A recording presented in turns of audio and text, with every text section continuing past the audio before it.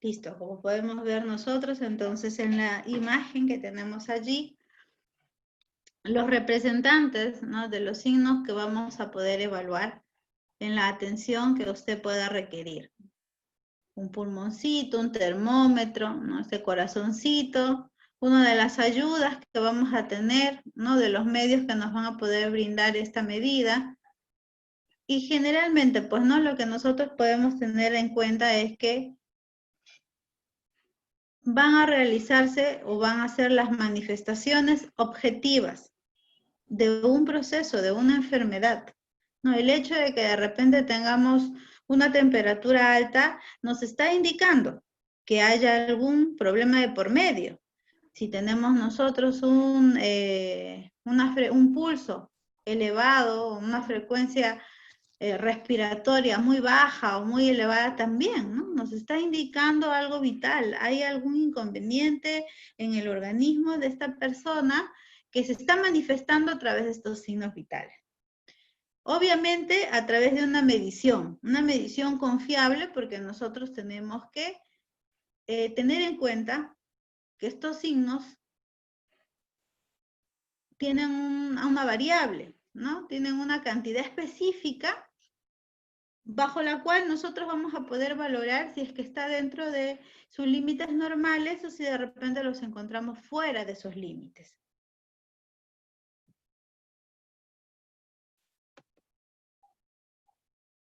Estos son considerados como fenómenos o manifestaciones que son objetivas, que se van a poder percibir, se van a poder medir.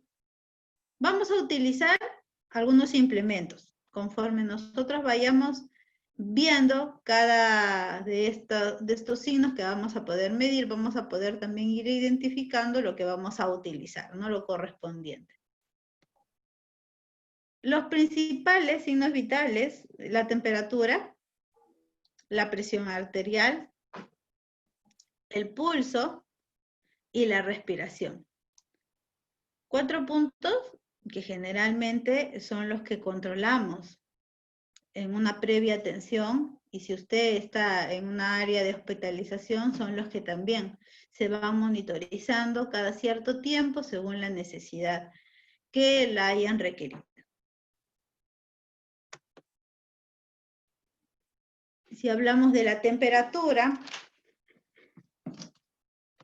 hay que tener en cuenta que justamente la conceptualización que le brindan es el grado de calor, ¿no?, mantenido en el cuerpo por un equilibrio entre la termogénesis, que viene a ser el proceso de producción de calor debido a algunas reacciones metabólicas, ¿no?, o la termólisis, que en este caso es la pérdida del calor, ¿no?, en la transpiración, la sudoración, secreciones que podemos nosotros eliminar, y a través de ellos que se va a llevar a cabo la termólisis. ¿Quién es el encargado de regular esta temperatura corporal de nuestro organismo? Lo tenemos allí en la imagen, el hipotálamo. Él se va a encargar justamente de la termorregulación, ¿no?, él es el encargado de mantener nuestra temperatura corporal. ¿Cómo es el proceso de esta termorregulación? Pues fácilmente sabemos nosotros que el hipotálamo es el que se va a encargar de recibir la información de la temperatura, sobre todo al contacto de la piel. Esta es la que va a llegar a través de las fibras nerviosas, las que nos van a indicar el grado de temperatura que nosotros podemos detener. Es muy importante entonces esta parte de nuestro cerebro, que justamente es el encargado de poder realizar, ¿no?, y el que se encarga de muchos más mecanismos funcionales de nuestro organismo, pero hablando de la temperatura es el centro de la regulación.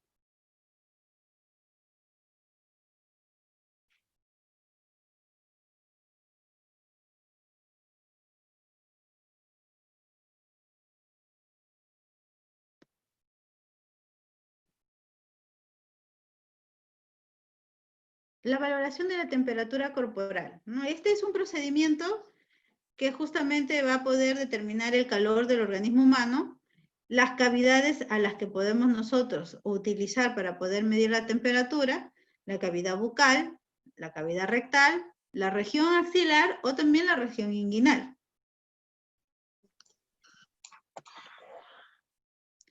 El material es muy sencillo, ¿no? Si hablamos de la temperatura, obviamente estamos hablando de los termómetros. Un recipiente que sí, porque en el ambiente donde yo tengo que mantenerlo, debo de tenerlo en un recipiente adecuado, con una solución antiséptica. Generalmente para poder hacer uso de la limpieza, el algodoncito con alcohol.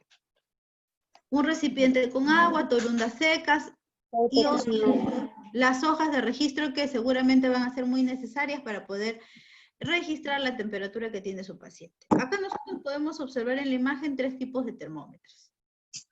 Ambos, los 3 van a medir la temperatura, pero son distintos, ¿no? En este caso tenemos el digital que no va a ser necesario estar lecturando, tiene ya la pantallita que nos brinda la temperatura.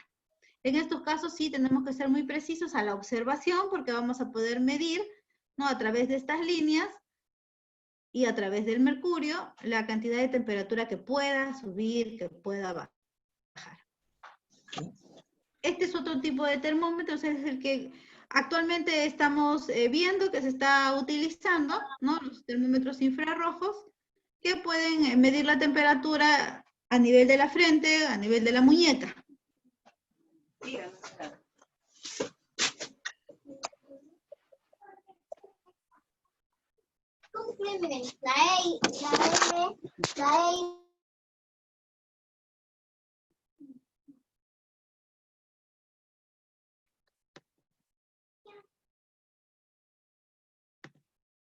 El termómetro tiene 4 partes que nosotros tenemos que reconocer. Obviamente seguro en el área de trabajo podemos nosotros escuchar que de repente alguno de los profesionales nos pueda decir, coloca el bulbo del termómetro en la zona axilar, en la zona inguinal, ¿no? Entonces acá estamos ya con las 4 partes que conocemos, con el nombre del tallo, a toda la extensión del termómetro, la escala que es la medición, ¿no? Rayita por rayita y nos indican la numeración que nosotros vamos a poder guiar desde el 35 hacia adelante, para poder ver la temperatura que tenga nuestro paciente. El cuello, la separación que hay del bulbo al del tallo. Y el bulbo, que es esta parte de color plateada, ¿no? Justamente es esta la que va condicionada a la zona donde usted va a medir la temperatura. El bulbo puede variar, ¿no? Dependiendo de los termómetros, va a variar, puede ser más pequeño, puede ser más grande, y va a depender también de a dónde se dirige la zona específica de la medición de la temperatura. Para poder realizar la temperatura del método axilar, fácilmente tenemos que preparar nuestro equipo. En este caso necesitamos a nuestro termómetro. Hay que tener en cuenta que el paciente no haya ingerido alimentos, ¿no? O practicado algún ejercicio en los últimos 30 minutos. Es importante, ¿por qué? Porque justamente la temperatura tiene mucho que ver con estos 2 puntos. Después de comer, la temperatura suele aumentar, ya que el sistema digestivo va a liberar calor para absorber los alimentos. Es un procedimiento normal de nuestro organismo, ¿no? En una persona que no tiene ningún problema con su temperatura, que está sana, no hay problema. Pero en una persona que viene justamente porque ha tenido el antecedente de una fiebre, no está con un proceso de enfermedad, el medirle la temperatura, habiéndose alimentado antes, va a poder tener una alteración, porque va a haber un aumento de calor ya. Hay que tenerlo en cuenta para poder nosotros informar también después de lecturar la temperatura. Que haya practicado algún ejercicio igual va a demandar de que haya una alteración en la temperatura. Hay que tener en cuenta que la eliminación del calor se lleva a cabo por radiación. En un 68% nos dice que por radiación. Convección y conducción en un 26% en evaporación del agua de la piel, de los pulmones, 19% por el calentamiento del aire que usted inspira, 3.2% por la eliminación del CO2 y un 0.9% a través de la orina y de las heces. ¿No? A través de aquellos es que podemos nosotros eliminar el calor. cada procedimiento que nosotros tengamos que realizar, por muy sencillo que se parezca, tenemos que avisarle al paciente. Tenemos que tener en cuenta con el paciente, explicándole lo que le vamos a realizar, ¿no? No podemos nosotros sentar al niño, sentar al adulto y sin decirle nada, levantarle nosotros mismos el brazo, no la pierna, para poder colocar el termómetro, hay que explicarle. Extraer el termómetro de la solución que ya está con el antiséptico, limpiarlo. Hay que usar una toronjita de algodón, lo limpiamos, ¿no? Y hay que tener en cuenta la medida en la que está el termómetro. Debemos considerar que esté una medida entre 34 y 35, es lo que se pide, que esté debajo de ellos. Es decir, que si nosotros hemos controlado la temperatura de un paciente y el paciente tenía una temperatura de 36.5, le saqué el termómetro a mi paciente, de repente lo dejé en el vasito con mi recipiente de agua, o de repente lo desinfecté y lo dejé ahí, pero no bajé la temperatura, se quedó con 36. Solamente si usted hace un ligero sacudimiento, obviamente tenemos que agarrar muy bien al termómetro, vamos a poder ayudar a que baje la temperatura. De lo contrario, se va a quedar ahí. Si usted lo coloca nuevamente a otro paciente, la temperatura de este paciente va a levantar, pero nos va a dar un falso resultado, porque tenemos nosotros que garantizar que se encuentre debajo de 34, para poder nosotros guiarnos de la temperatura que este paciente tiene. Todo paciente que va a ser evaluado, tenemos que verificar nuestro termómetro en cuántos grados está, para que de acuerdo a ello yo pueda también tener una buena valoración de la temperatura. Hay que secar el área donde usted va a colocar el termómetro. Sea en la axila, sea en la ingle, sabemos que son zonas que pueden mantenerse húmedas. Entonces, con un algodoncito también, antes de colocar el termómetro, hay que secarla. Posteriormente colocamos el bulbo en el centro de la axila o en la zona de la ingle para poder nosotros tener una temperatura. Colocamos el brazo y el antebrazo del paciente sobre el tórax, ¿no? Ayudamos a que pueda mantener la estabilidad del termómetro también en la zona axilar. No podemos mantener el brazo colgado porque se puede caer, ¿no? Y usted no va a estar sujetándolo. Aquí hay que pedirle al paciente, a la mamá del niño, que por favor sujete el brazo, que está, el antebrazo en este caso, que está en el tórax, para que pueda sostener al termómetro. ¿Qué tiempo lo vamos a tener allí? Hay que decirle a la mami o a la persona que se está midiendo la temperatura de que lo mantenga 3 a 5 minutos. Y luego nosotros ya lo retiramos. Hay que controlar. No es muy importante tener con nosotros nuestro reloj secundero para poder nosotros verificar los minutos que están pasando y poder hacer el retiro correspondiente. Después de haber medido la temperatura de su paciente, limpie bien el termómetro con una toronjita seca. Hacemos el registro de nuestra temperatura, ya sea en la historia clínica, porque su paciente de repente llega para una atención, hay que reportarlo en la historia, en el cuaderno de registros de temperatura, y si nuestro paciente está hospitalizado y se tiene que valorar la temperatura cada cierto tiempo, allí sí tenemos una hoja especial, ¿no? Que nos va a dar un gráfico incluso de la medida de la temperatura que usted hace mañana, tarde y noche. La temperatura bucal. A las personas inconscientes, a las personas que están agitadas, y a los menores de 7 años, no le vamos a poder medir la temperatura en la boca, por el riesgo que puede conllevar. Para tomar la temperatura bucal utilizaremos el termómetro de mercurio o un termómetro digital. Entonces, es una de las recomendaciones que tenemos que tener en cuenta, ¿no? En ellos no debemos contemplar la temperatura bucal.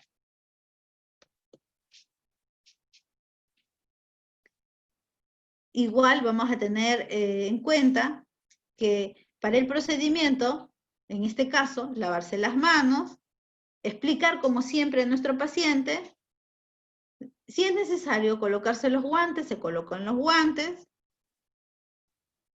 La temperatura hay que verificarla, que esté siempre debajo de 34, de 35 grados. Colocar el termómetro debajo de la lengua del paciente, ¿no? La zona sublingual, para poder medirle en el área bucal. Sujetar con los labios, hay que explicarle ¿no? A la persona a la cual estamos midiendo la temperatura, esperar el tiempo correspondiente, retirar el termómetro, obvio, sin tocar la parte del bulbo, ¿no? La parte plateada, porque es allí donde nos están midiendo la temperatura, ¿no? Y nosotros al tocar ahí podemos darle más calor. Leer la temperatura, anotar la temperatura en el gráfico correspondiente o en el registro, recogemos nuestro material que hemos utilizado, obviamente como todo procedimiento, después de también tenemos que lavarnos las manos.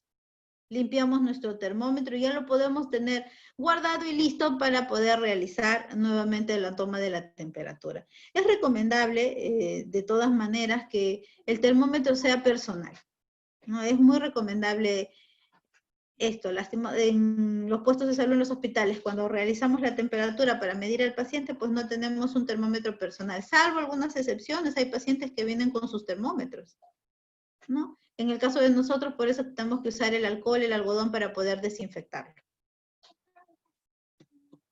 La temperatura rectal también es muy importante y hay una indicación de por medio para tenerla en cuenta. Está indicada sobre todo en aquellos pacientes que están inconscientes o en aquellos niños que son menores de 6 años. En ellos yo podría utilizar la medida de esta temperatura. No realice la medición de la temperatura en pacientes con alguna patología rectal, ¿no? O pacientes que están agitados, pacientes que han sufrido alguna operación, ¿no? Tenemos que evitar algún daño que se le pueda dar.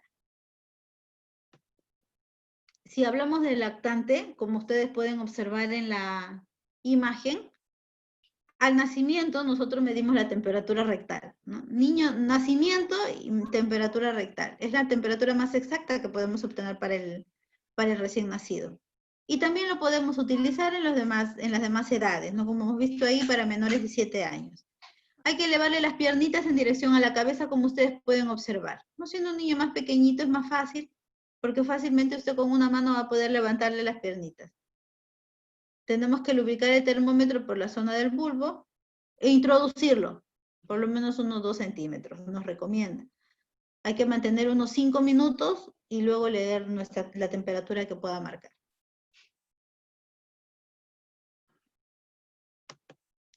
La valoración que debemos de tener en cuenta para los casos de temperatura. Normalmente puede variar una temperatura entre 36 y 37.5. Si es un recién nacido, hay que tener en cuenta que la temperatura de ellos puede ser de 36.1 a 37.7. Y para ellos su temperatura va a estar dentro de los límites normales. Si es un lactante, hasta 37.2. Si es un niño de 2 a 8 años, 37. Y si es un adolescente, es un adulto, de 36 a 37. Esos son los valores normales para poder considerar yo que la temperatura está bien y poder tranquilizar de repente al paciente o a la mami o al papi que vienen acompañando al menor.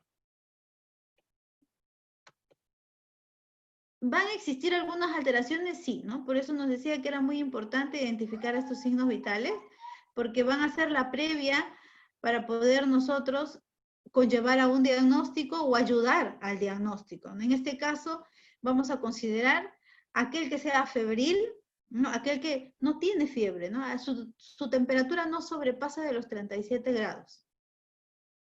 Aquel que podamos nosotros considerar que está haciendo una febrícula, cuando la temperatura ya se encuentra en 37.5. Y aquel que podamos considerar un febril, cuando nuestra temperatura está en 38 a más, ¿no? Entonces, también para poder nosotros ayudar a diferenciar. La hipertermia es un riesgo de mantener una temperatura sostenida continua, ¿no? Por arriba de los 37.8. O que se mantenga por arriba de los 38 cuando hablamos de una temperatura rectal o axilar. La hipotermia, caso contrario, cuando la temperatura va a estar por debajo de 35 o de 35.5 con el método rectal axilar. Esas 5 alteraciones se pueden presentar con la temperatura y son las más comunes que podemos nosotros observar en ellos, ¿no? Niños, adultos. La respiración es otro de los signos vitales importantes. Recordemos que este es un proceso mediante el cual se va a captar el oxígeno, ¿no? Y se elimina el dióxido de carbono en el ambiente que rodea a la persona, a la célula viva. En este caso tenemos dos procesos, ¿no? La inspiración y la expiración, los cuales nos van a conllevar a la respiración normal que debe tener una persona. Las técnicas para medir la respiración. Debemos conocer el estado respiratorio del organismo. Va a ser muy importante porque vamos a poder ayudar en el diagnóstico que se le pueda dar a esta persona. También debemos de tener el material adecuado, ¿no? Es importante que el reloj que usted maneje sea un segundero. Para poder controlar las funciones vitales, es importante que usted tenga un segundero a su costado, que tenga su hoja de registro, obviamente el lapicero. Es lo mínimo que debemos de tener para poder realizar la medida de la respiración. La posición del paciente es muy importante. O lo coloca usted en una posición sedente, que significa que su paciente está sentado, o de cúbito dorsal, que su paciente está recostado, boca arriba, de repente está hospitalizado, y la tiene usted en una cama, en una camilla, y tenemos que realizar la valoración de la respiración. O de repente en algún accidente y tenemos a nuestro paciente en el suelo. No debe de percatarse de la valoración de la respiración. Los sitios en el varón, en la parte costal inferior, diafragmática o torácica abdominal. Y en la mujer generalmente la respiración es torácica. En el niño generalmente es abdominal. Influye mucho acá la vista, porque nosotros vamos a ser observadores justamente para poder verificar la cantidad de respiraciones que nuestro paciente puede tener en un minuto, en 60 segundos que tenemos que valorar para poder nosotros llegar a valorar la respiración. Cuando nosotros estamos en el área hospitalaria o cuando estamos en el área de atención de urgencias, de tópico, de emergencias, vamos a tener que medir la respiración, pero en este caso no vamos a poderle decir al paciente directamente que usted le va a medir la respiración, porque vamos a generar en él una alteración. Yo le puedo decir que le voy a medir el pulso, la temperatura, y a través de ella puedo yo tratar de medir mi respiración. Tomamos el brazo, como ustedes pueden observar ahí en la imagen, lo colocamos sobre el tórax porque ahí me va a ayudar a poder ver los movimientos que me van a servir para poder guiarme de la respiración que tiene el paciente. Hacemos de cuenta que vamos a tomarle la medida del pulso y vamos a poder observar estos movimientos respiratorios. Y vamos a poder justamente examinar si el tórax o el abdomen se van elevando y se van deprimiendo. Usted va a tomar cualquiera de ellas para controlar la respiración, o las elevaciones o cuando éstas se deprimen. Y va a ir contabilizando. Ahí podemos observar a la persona que está controlando estos signos vitales con el reloj, a la muñeca y con la vista a la zona del tórax o del abdomen para poder ir controlando. Calcular allí en 60 segundos exactamente cuántas respiraciones tiene este paciente.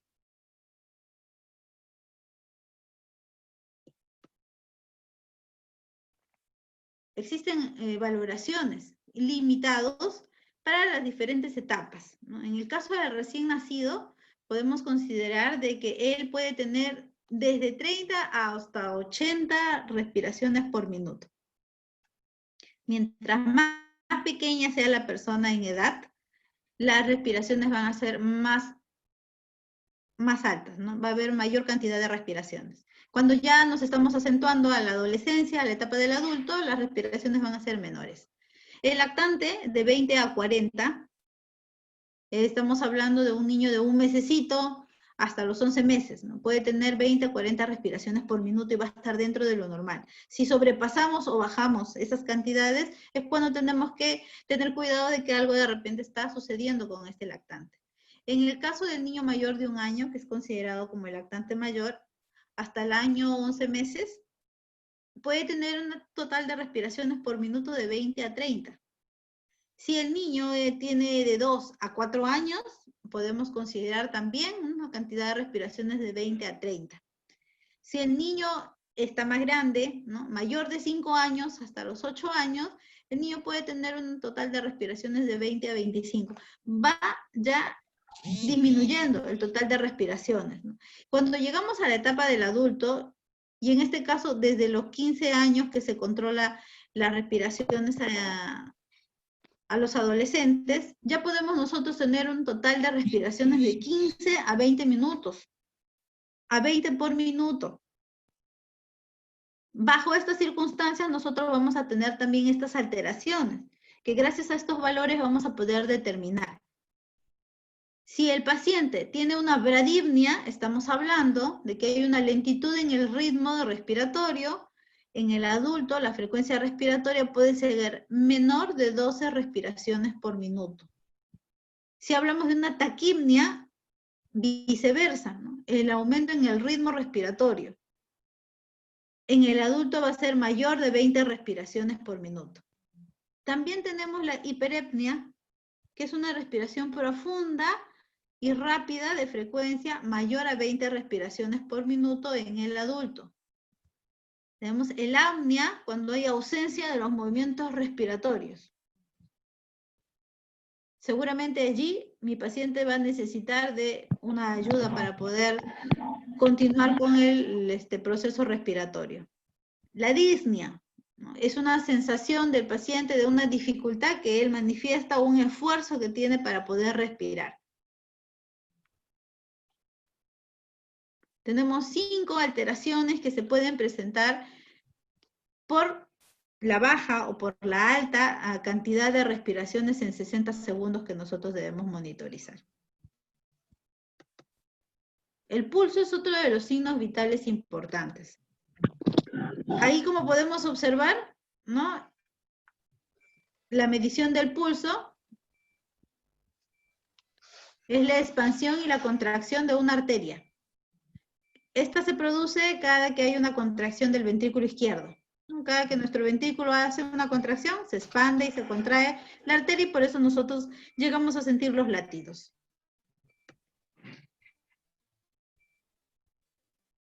Para poder realizar la toma del pulso, tenemos que cerciorarnos de que el brazo de nuestro paciente esté en una posición cómoda. Estas son las arterias que nos ayudan a poder medir el pulso.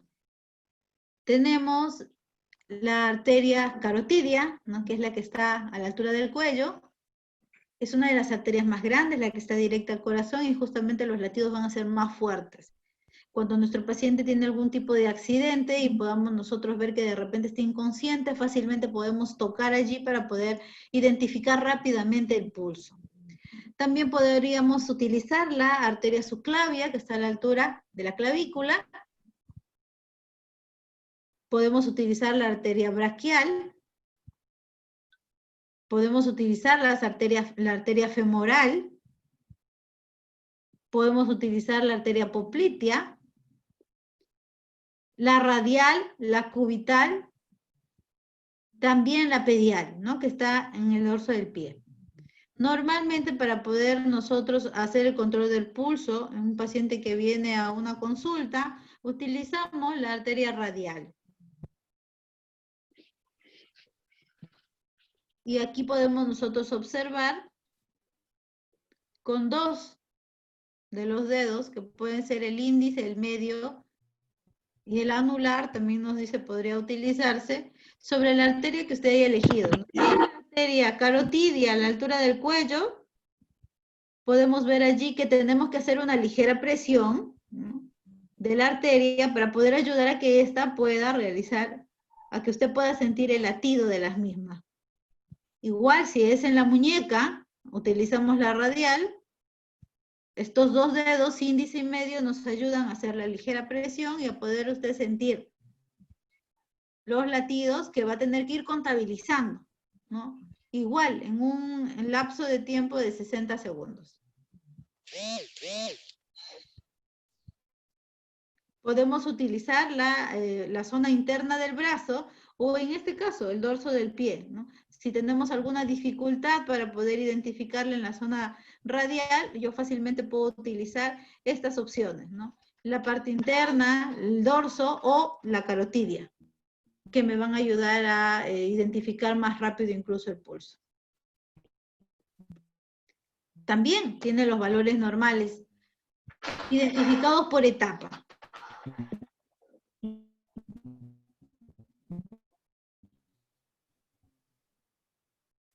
El lactante puede tener una frecuencia de un pulso de 120, 160 latidos por minuto. Hay mayor esfuerzo y obviamente mientras más edad corta haya, mucho más altas van a ser las cantidades que vamos a identificar.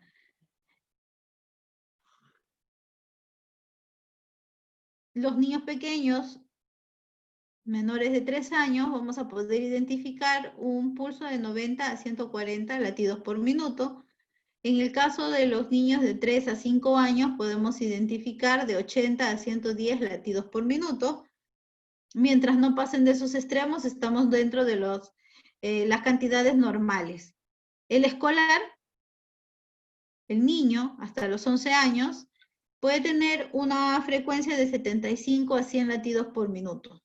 El adolescente ya puede ir regulando, ¿no?, esta cantidad de pulso hasta 60 a 90 por minuto.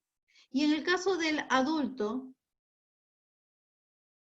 de 60 a 100 latidos por minuto, consideramos. Algunas literaturas consideran de 70 a 90, ¿no? Son distintas las literaturas que nos van a ayudar a referir sobre los valores normales del pulso. Hay que tener en cuenta de que si nosotros nos ubicamos en las partes extremas, ya sean el extremo bajo o el extremo superior, nos está indicando también un riesgo, ¿no?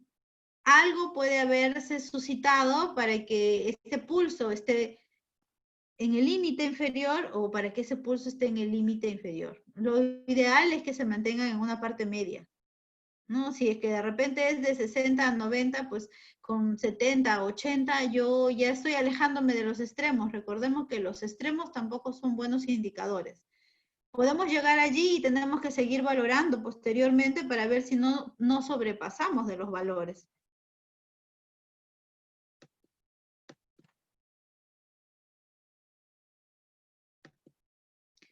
Van a haber algunos factores que pueden afectar el pulso.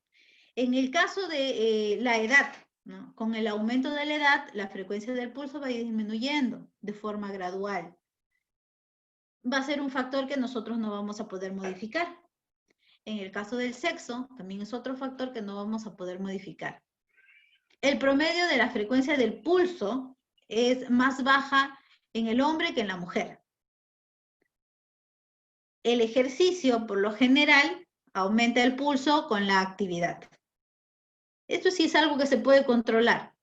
No, yo puedo, de repente, por algún problema adicional, ¿no?, me tienen que restringir lo que es la parte del ejercicio para poder yo verificar cuál es la cantidad de pulso normal que puedo tener.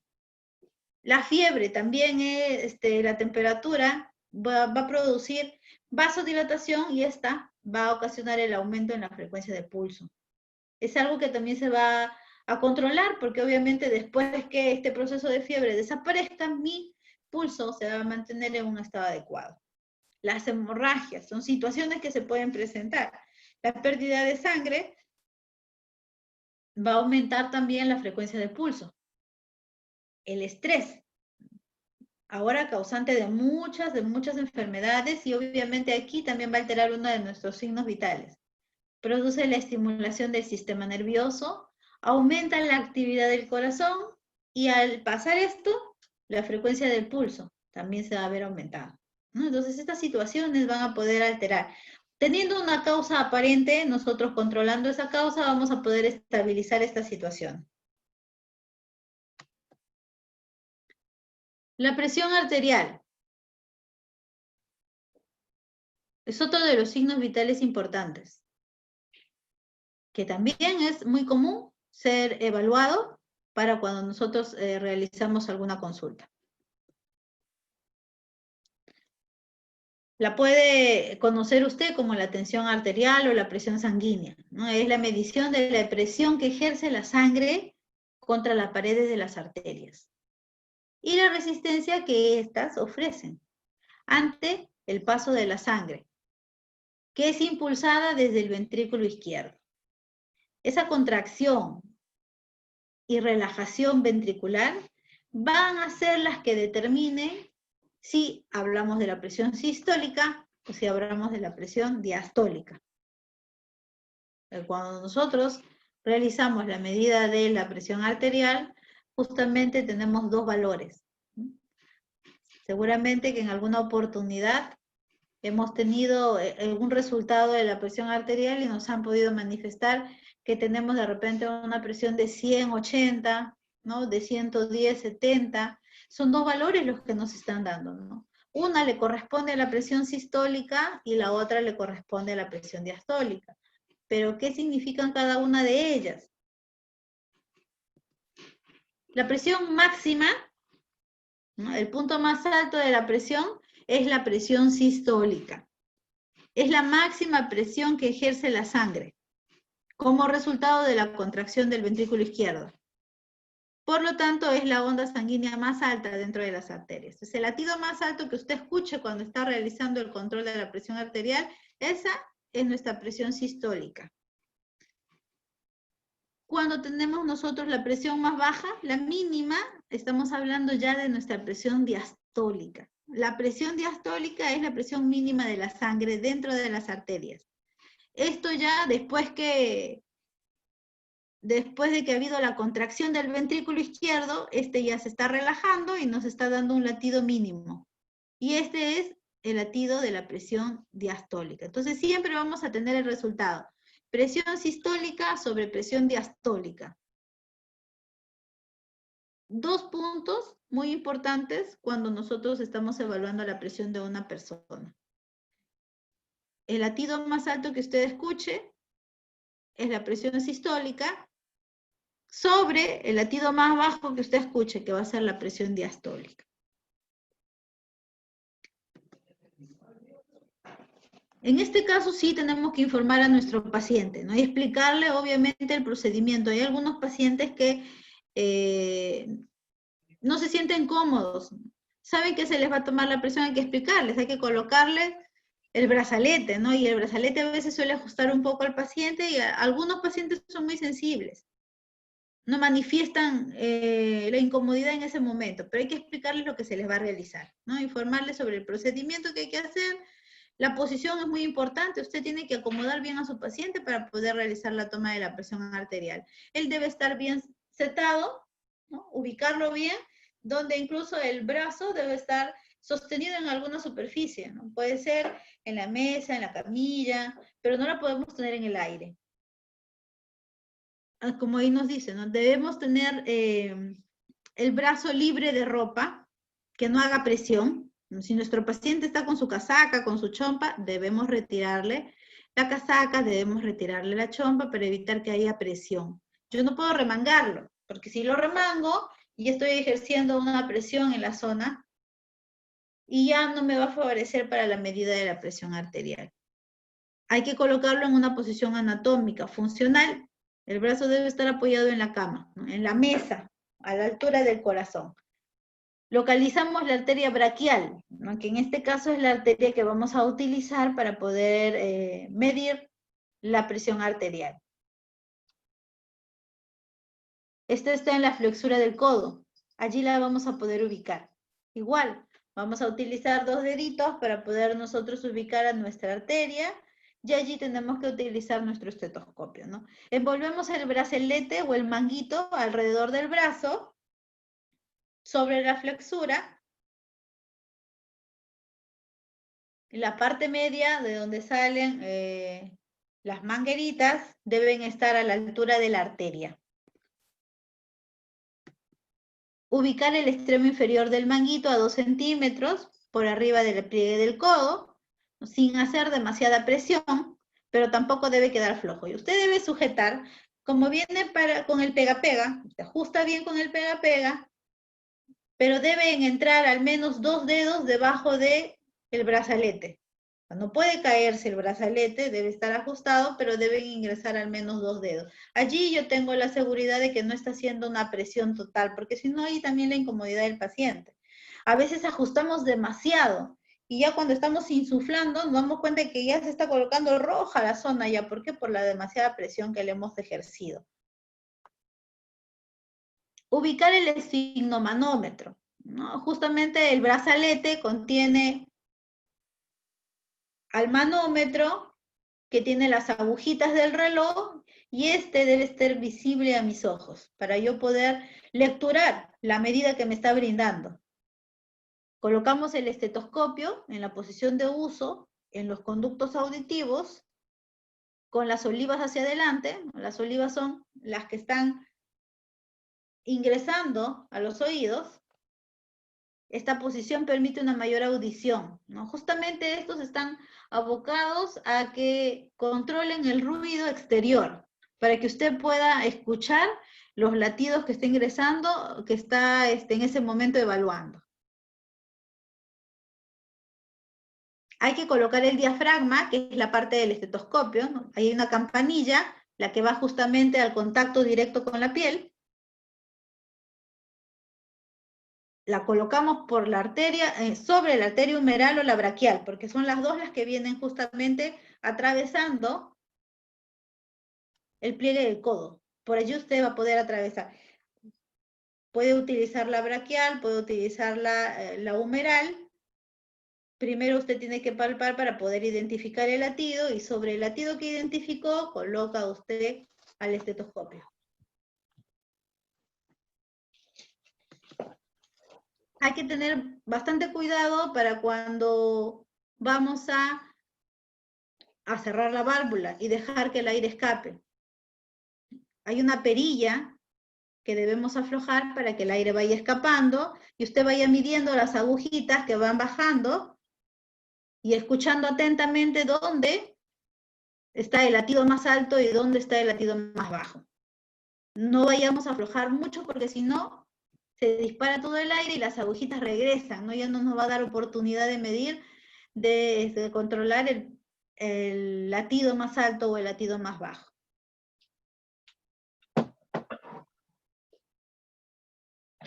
Hay que abrir completamente la válvula al finalizar los dos latidos que usted ha podido identificar, ¿no? Una vez que usted identifica el latido más alto, va abriendo la válvula despacito, lentamente, para que vaya saliendo el aire, hasta donde usted pueda escuchar el latido más bajo. Posterior a él ya no va a escuchar latidos. Ese latido más bajo lo va a tener que anotar. Una vez que ya usted deje de escuchar los latidos, abre completamente para que pueda escapar todo el aire. Y pueda retirar también el brazalete.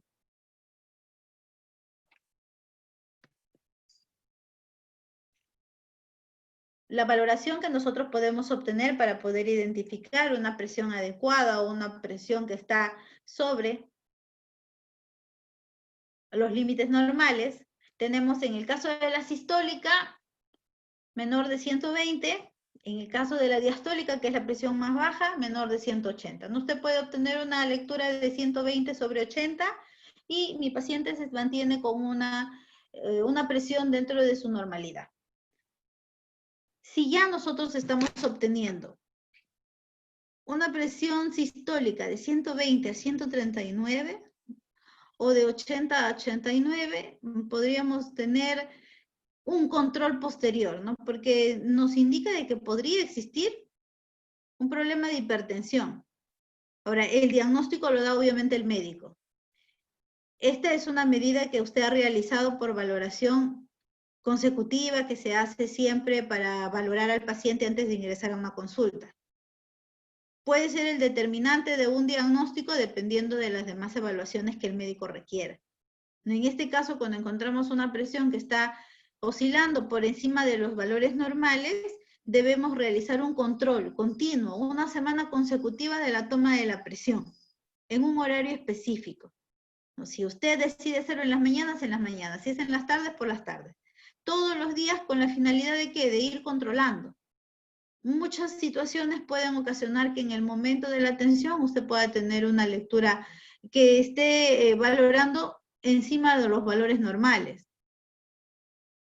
y va a haber la necesidad de estar realizando un control posterior consecutivo para poder ver si verdaderamente la presión está alterada diariamente o si de repente solo por alguna situación, por ese día solamente tuvimos la alteración. Días posteriores, la presión de repente llega a regularse. Estamos teniendo a un paciente que normalmente tiene una presión de 100/70, 100/60, 110/70, nos pasa, ¿no?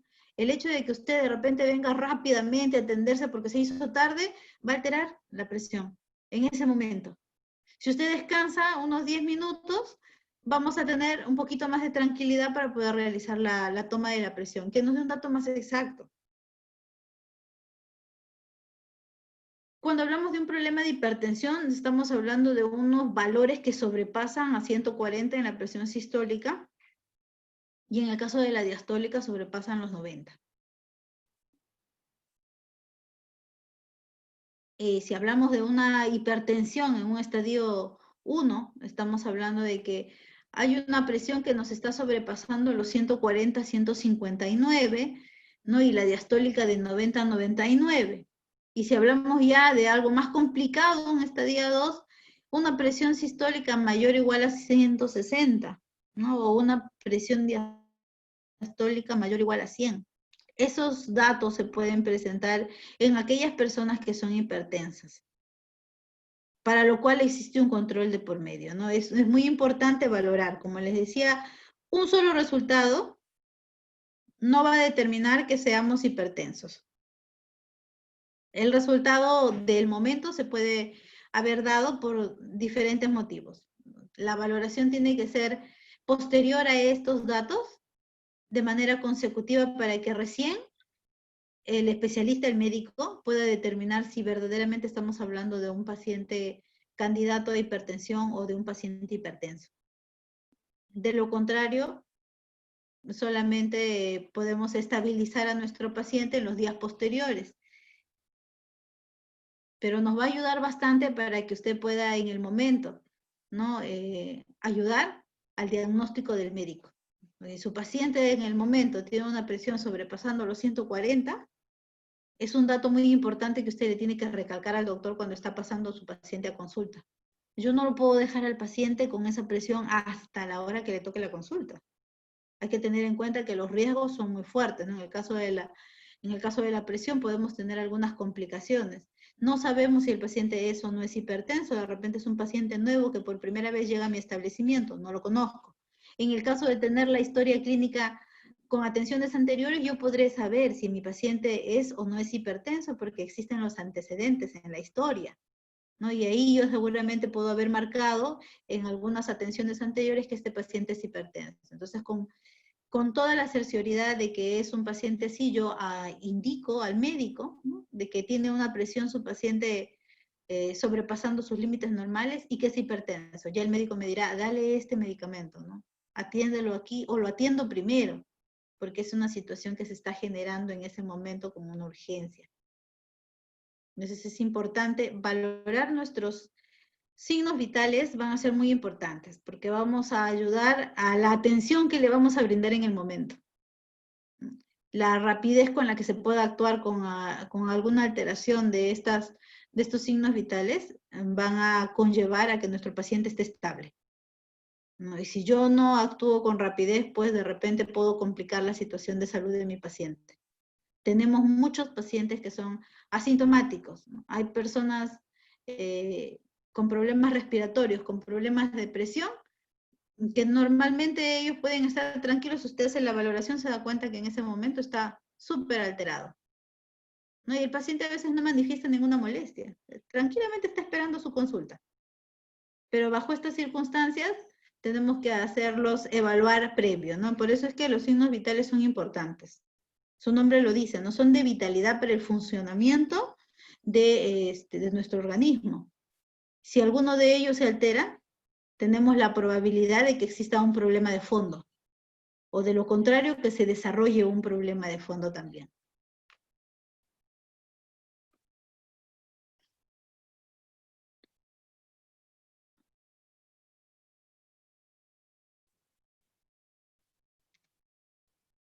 Muy bien, chicos.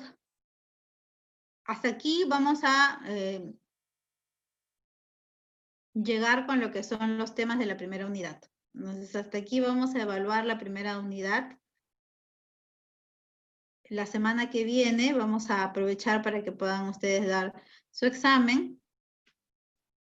¿Alguna consulta que tengan? Profesora, ¿me escucha? Claro, te escucho, dime. Una consulta, en caso que nosotros estuviéramos solas, en este caso, y la presión arterial sobrepasa 180, sobre 90, por ejemplo, que es una presión arterial alta, se podría dar en caso un captopril, no le baja demasiado, ¿no? En caso de una emergencia que estuviéramos sin una enfermera o sin un médico, o en casa hasta que llegue al hospital, por ejemplo, Claro. Podríamos molerlo, incluso le podemos dar sublingual, que es más rápida la absorción. Más rápido, hasta que llegue al hospital. Hasta que usted llegue al lugar donde cuente ya con el profesional, no con el médico, porque a veces hay muchos establecimientos de salud que no cuentan con médico. Tenemos varios. Actualmente tenemos varios establecimientos de salud que no cuentan con médico, pero sí contamos con los botiquines de emergencia, ¿no? Con los medicamentos de emergencia. Obviamente para estas situaciones en que en el momento no está el médico, podamos nosotros utilizarlo hasta que usted lo pueda llevar al lugar donde ya pueda ser atendido, ¿no? Por el especialista. Y en caso de presión baja, por ejemplo, la única solución, bueno, yo me acuerdo, es levantar las piernas nada más y ponerlas bien hacia abajo, ¿no? También para que hasta que llegue de repente en el camino para poder regresar la sangre de repente al cuerpo y mejore un poco la circulación y mejorar la presión. En caso también Así es, un caso de emergencia. tenga usted una circunstancia, pues, ya. En caso pueda pasar, ¿no? Que no estamos libres, porque obviamente nos puede suceder, ¿no? En casa de repente, ya si nosotros sabemos el proceso patológico que pueda tener mi paciente, ya es una gran ayuda, ¿no? Seguramente por allí algo está pasando, tenemos que cambiar medicamento, tenemos que volver a reevaluarlo. Sí.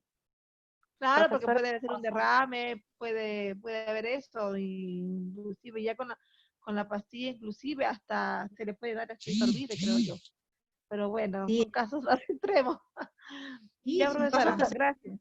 Una consulta, profesora. Hola. Sí, te escucho, Johanna, dime. Profesora, una consulta. Mi papá y mi mamá se controlan bastante la presión, entonces puede ser también que eso vaya a ser hereditario, por lo que sé. Entonces, ¿no? Que a mí también me pueda pasar eso.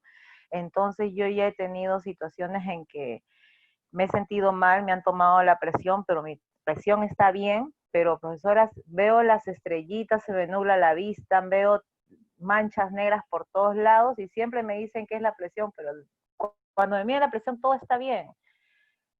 O sea, entonces obviamente tu presión no va por ahí. ¿Cómo? No, entonces, ¿qué debo hacer en ese momento? Porque como yo vivo sola en mi casa con mis hijos, entonces, ¿qué hago, digo, en ese momento? Porque no es debilidad, sería todo. Claro. ¿Cómo? Si has tenido estas situaciones ya anteriormente, obviamente con la presión, como dices tú, te toman la presión y tienes la certeza de que por allí no te va a pasar nada con la parte de la presión. Tu corazón está tranquilo, está bien, pero sí tendríamos que ver cuál es la situación con la de fondo, la que tienes, porque no es normal que te aparezcan estas situaciones de maneras constantes. Y no puedes tomarte pues ningún medicamento así nada más porque tienes.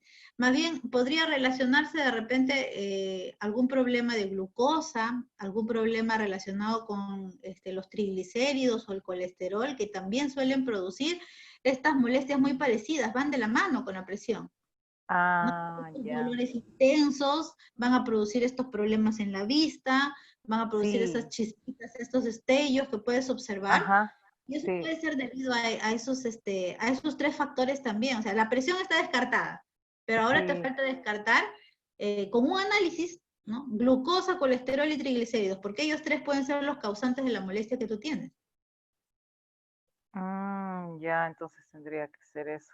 Sería bueno que te hagas un chequeo un análisis, porque de repente por ahí nos damos con la sorpresa de que el mal viene de repente de otra causa, de repente es el triglicérido el que está fuera de sus límites normales y ese te está ocasionando algunas molestias, Sí, ¿no? Ya es, me habían dicho de los triglicéridos también, pero los triglicéridos, profesora, ¿en caso de qué es? Cuando las sobre grasas, las grasas buenas están debilitadas. no es que Tus uno grasas buenas consuma están. grasas malas. Claro, y prácticamente todas las grasas que que nuestro organismo genera, esas grasas buenas que nuestro organismo genera, no están en las cantidades adecuadas. Más bien la grasa mala es la que está atacando y envuelve pues tus arterias, envuelve toda la parte de las venas. También es un proceso peligroso los triglicéridos, es mucho Sí, peor que el colesterol.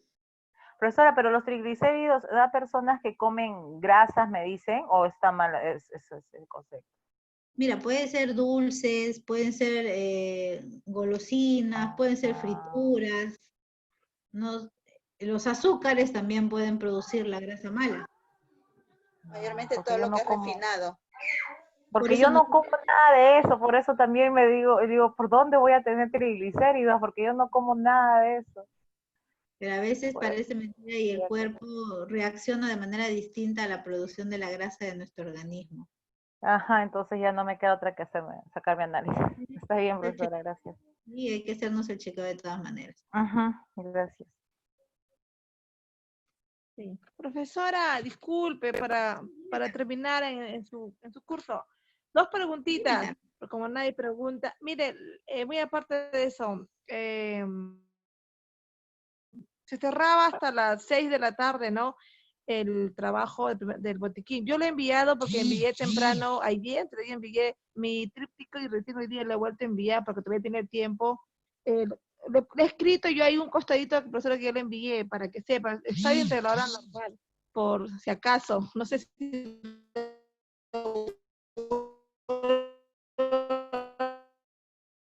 hola. revisar o ya lo Hola. revisó. No se escucha, no se escucha. ¿Aló? ¿Ahí me Y ahora escucha? sí te escucho, ahora sí te escucho. Pero Te escucho muy entrecortado, pero me decías de tu trabajo.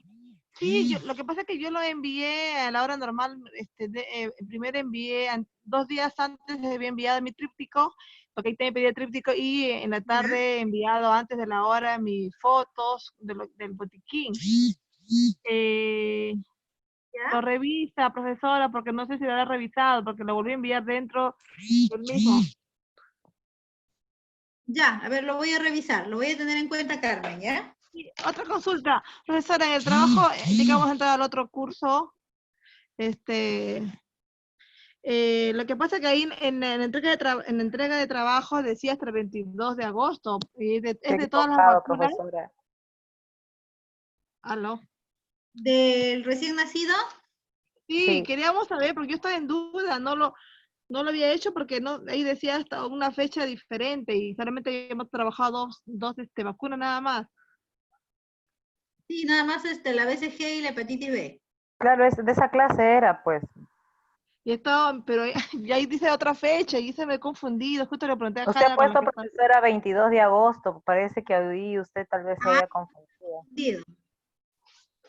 Les he Y dado yo no una lo he entregado porque pensábamos que era de todas las vacunas hasta esa fecha, como solamente habíamos hecho 2, y esa era no mi No, duda. es solamente la clase hecha. solamente la clase que tocamos es la tarea que realizan. Pues ahora sí, pues me he confundido. Si hubiera opción mañana, porque yo no sabía, como yo me guié de la fecha, de verdad que me guié, pensando que se entregaban todas las vacunas. Ya, como la confusión ha venido de mi parte, hasta mañana lo voy a dejar allí Sí, para que ya, puedan ingresar todos los que por ahí todavía se han guiado de esa fecha y pensaban ingresarlo más adelante, ingrésenlo hasta mañana, por favor. solamente las 2 nada más, no todas, entonces, ¿no? Solamente es de la clase realizada del niño del recién nacido, nada más. Ya, gracias, gracias. Muy bien, Gracias. chicas. Entonces, tenemos 10 minutos para regresar con el link de inmunizaciones, ¿ya? Ya, profesora, Ya, gracias. profesora. Perfecto. Gracias.